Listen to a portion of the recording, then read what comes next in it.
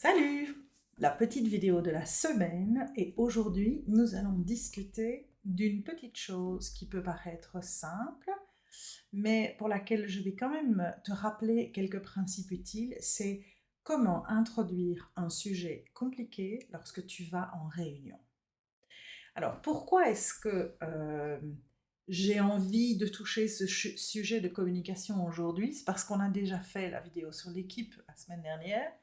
Et je vais un petit peu rester dans la même approche parce que toujours dans cette idée de on redémarre quelque part après les vacances, c'est une période où il y a des réunions qui sont organisées. On fait le point, voire on accueille des nouvelles personnes qui se joignent à l'équipe.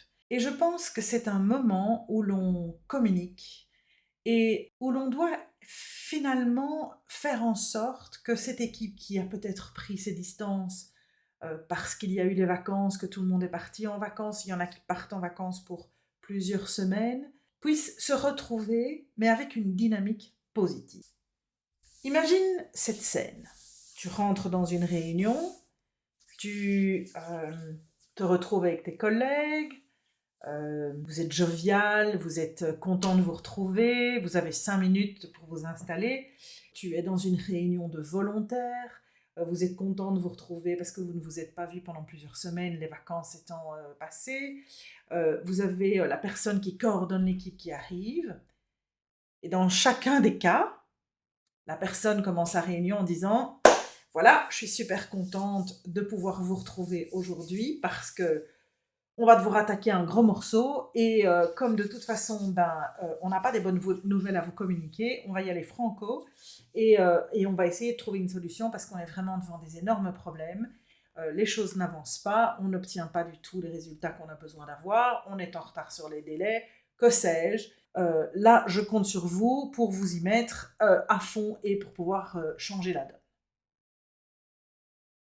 Moi, je trouve pas que c'est vraiment une entrée en matière super sympa. Il y a un aspect psychologique sur lequel il faut quand même apprendre à travailler pour essayer de motiver les équipes avec lesquelles on va travailler. Si la première chose qu'on fait, après la reprise, après quelques semaines de break, si d'entrée de jeu, même si on a eu la réunion déjà la semaine dernière et qu'on est en plein milieu de l'année et que c'est une des nombreuses réunions qu'il y a encore, même si la direction peut avoir une certaine lassitude, je te promets, et je suis certaine que je n'ai pas besoin de te le promettre, tu l'as certainement déjà vécu, que si tu rentres en réunion et que la personne qui commence la réunion, qui dirige la réunion, qui commence à parler, ne sait sortir que des choses négatives, il n'y a personne qui va être motivé. Il y a un aspect psychologique derrière cette approche qui veut que pour pouvoir essayer de tirer les gens en avant, il faut d'abord pouvoir mettre en exergue ce qui fonctionne bien. Et il y a toujours des choses qui fonctionnent bien. Donc ici, ce que j'essaye de t'expliquer, c'est que quand tu es dans une réunion, quelles que soient les circonstances dans lesquelles tu es, et surtout si tu vas devoir discuter d'un sujet qui est compliqué, voire éventuellement d'un problème, et que l'ampleur du problème est conséquente, ce qui va demander de l'énergie, de l'investissement, des efforts de tout le monde, tu dois amener ce sujet autrement. Alors, prenons un autre exemple. Tu commences ta réunion en les accueillant, en leur disant « Je suis super contente de vous retrouver aujourd'hui. Nous avons eu un long congé et j'espère que vous avez pu tous recharger un peu vos batteries, vous reposer, profiter des moments que vous aviez envie d'avoir éventuellement avec vos amis ou en famille. Et je suis quand même contente de vous retrouver aujourd'hui. » Alors, avant toute chose, je voudrais déjà vous remercier pour les efforts qui ont été faits avant les vacances. Je suis bien consciente que vous avez fait ceci, vous avez réussi cela, etc., etc., etc. C'est une réunion de réintroduction, par exemple. Donc, dans ce cas-ci, on va faire le point sur quelque part là où on s'était arrêté avant ce break. Et je pense qu'il est indispensable de pouvoir avoir, je dirais, la simplicité et l'honnêteté de pouvoir parler des choses positives que l'équipe a mises en place, de reconnaître les efforts qui ont été faits, de mettre éventuellement l'une ou l'autre personne en avant qui a vraiment fait la différence, parce que chaque personne a besoin de reconnaissance. Elle a besoin en tout cas qu'on la reconnaisse dans les efforts qu'elle fournit. Ceux qui ne seront pas mis en avant seront éventuellement peut-être un peu mécontents, parce qu'il y en a toujours qui croient qu'ils font du super bon travail, alors qu'en fait, ils ne sont pas extraordinaires. Il y en a dans les équipes, on ne va pas se leurrer. Mais pour ceux qui ont vraiment fait la différence, pour ceux qui se sont pleinement investis, pouvoir reconnaître leurs efforts, c'est quelque chose d'indispensable. Et entre parenthèses, ça doit se faire pendant l'année aussi, pas juste en réunion. Apprendre à remercier quelqu'un qui a bien fait son boulot, apprendre à reconnaître les efforts que quelqu'un a investis dans un travail, que ce soit en tête-à-tête ou que ce soit devant quelqu'un, c'est une habitude qui doit être développée parce qu'elle a un aspect psychologique extrêmement important pour l'encouragement, surtout quand on continue à être dans des situations difficiles. Une personne qui n'entend qu'une seule chose, c'est tu es mauvais, ton travail n'est pas bon, je ne suis pas satisfait par ce que tu fais, tu te perds dans les détails, que sais-je, c'est quelqu'un qui ne voit pas ce qu'il devrait encore faire comme effort, puisque chaque fois qu'il essaye de faire quelque chose, on le casse dans l'œuf. Essaye de bien comprendre l'aspect psychologique, parce que c'est vraiment de la communication basée sur la psychologie. Et donc, ici, ce que j'essaie de te dire, c'est fais un effort de préparer ta réunion, de penser à tous ces éléments-là, avant d'arriver avec la phrase qui dit un truc du style j'espère que ceux qui ont vraiment fait des efforts se reconnaîtront et je suis désolée si je n'ai pas nommé vos noms.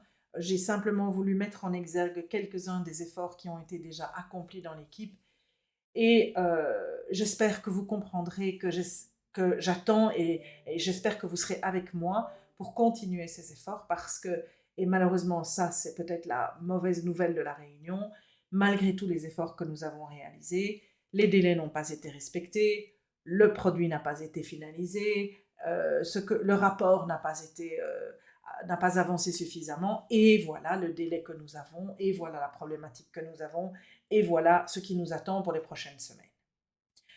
Si tu fais l'effort de faire cette introduction positive, de prendre le temps de le faire, tu verras que tu vas conditionner les gens qui sont en face de toi complètement différemment. Pour l'observer, pour le vivre de façon régulière, je vois à quel point le fait de ne jamais voir que les aspects négatifs des choses a un impact énorme sur les gens. Alors, pourquoi est-ce que j'ai envie d'en parler? Je suis certaine que si tu me regardes et que tu as une trentaine d'années ou une quarantaine d'années, tu vas me dire bah oui, c'est normal. Parce que effectivement, à l'heure actuelle, dans la manière dont on gère les entreprises et les groupes, on essaye de mettre cet élément en avant. Mais si tu es honnête avec toi-même, même à cet âge-là, je suis certaine que tu t'es déjà retrouvé dans des situations où tu as éprouvé une frustration. À la limite, je vais aller plus loin, de l'amertume. Parce que tu t'es pleinement investi dans quelque chose, de façon professionnelle, personnelle, bénévole, et que finalement, il n'y a jamais personne qui a reconnu tes efforts. Et le problème que j'ai avec ça, c'est qu'il faut beaucoup d'altruisme. Il faut beaucoup de dons de soi pour se dire, ok, quoi qu'il arrive, je vais quand même recommencer. C'est pour ça qu'il y a un aspect psychologique dans le fait de faire l'effort. De reconnaître les efforts que l'on a mis en place, que les autres ont mis en place. Parce que c'est aussi un acte d'humilité que de se dire, je suis le manager, je contrôle tout le monde, est-ce que je vais vraiment me casser le derrière à aller voir ce qu'ils ont fait? Le but est, il faut qu'on arrive là, on n'y est pas arrivé, donc c'est mauvais. C'est trop simple. Le fait est que il y a peut-être des tas de raisons qui ont fait qu'il y a un retard. Il y a peut-être des multiples solutions qui vont faire que ce retard pourra être rattrapé. Mais ça ne pourra arriver que si toute l'équipe s'y met.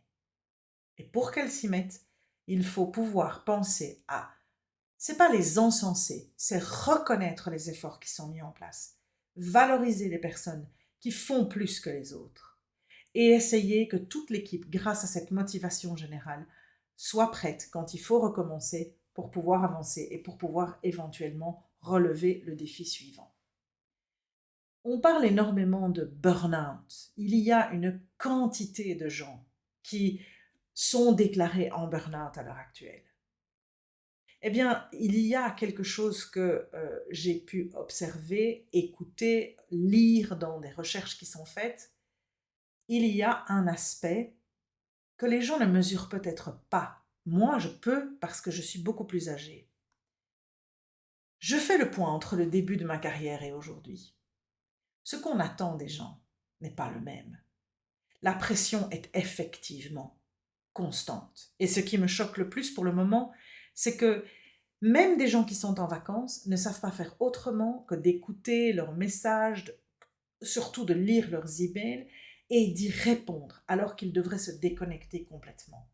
Et donc, ce que nous avions le temps de faire dans le temps quand on partait en vacances, c'est de se déconnecter, je ne suis pas sûre que vous soyez très nombreux à le faire encore aujourd'hui. Et donc, ça veut dire que, quelque part, il y a cet effort que chacun met éternellement dans son travail, même quand il n'est pas là. Pour ces raisons-là, il y a un investissement bien plus important de chacun au niveau de son travail. Et s'il n'y a pas une reconnaissance de ces efforts qui sont faits, il y a alors à ce moment-là une lassitude, plus une vraie problématique physique d'épuisement qui se met en place et les burn-out arrivent. Donc, essaye de bien te rendre compte que la communication ici peut vraiment faire la différence. Elle peut t'aider, d'abord vis-à-vis de toi, à prendre le temps, à te forcer de prendre le temps, de faire le point sur chacun de ceux qui sont dans ton équipe et de reconnaître leurs efforts. Et la deuxième chose, c'est d'aider et de stimuler l'équipe qui va devoir encore faire face à beaucoup de choses, de savoir qu'ils ont devant eux un leader, une personne qui les prend en main et qui va essayer non seulement de les accompagner le plus positivement possible, mais d'essayer d'être aussi un exemple de respect et mettre en place des conditions d'interaction dans l'équipe, dans la société, dans la boîte dans laquelle tu travailles, qui soient des valeurs qui soient vraiment respectueuses de chacun. Les gens demandent à ce que le bien-être soit maintenu, voire amélioré grandement en entreprise. Eh bien, le bien-être, il passe aussi par cette reconnaissance, par la reconnaissance des efforts effectués, par la juste reconnaissance euh, de l'implication que l'on peut avoir dans le business, parce que la différence entre quand tu es au boulot et quand tu n'y es plus est devenue extrêmement ténue. Et alors, je ne te parle pas en plus du fait qu'avec le télétravail, la partie en fait boulot déborde complètement sur la partie privée. Et donc, voilà pourquoi ces petits détails de communication, cette approche de gestion peuvent avoir tous mis ensemble une implication et des effets qui seront vraiment bénéfiques pour tout le monde. Et pour toi, en tant que leader, et pour ceux qui te suivent, qui auront devant eux un exemple qu'ils pourront admirer, voire éventuellement, qui deviendra un mentor. Voilà un bel exercice de communication que j'espère avoir réussi, en tout cas d'avoir éveillé ton attention à certains détails peut-être auxquels tu n'as jamais fait attention ou tu ne fais pas attention assez souvent et de te les rappeler. Bonne communication avec ton équipe, bonne recherche de tout ce qu'ils font bien et à la prochaine fois. Salut!